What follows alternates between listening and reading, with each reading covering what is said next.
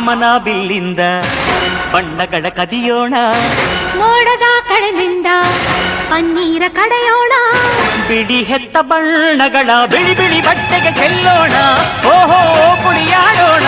ಹೋಳಿ ಹೋಳಿ ಹೋಳಿ ಹೋಳಿ, ಏಳೇಳು ಬಣ್ಣದ ಬೆಳ್ಳಿ ಹೋಳಿ.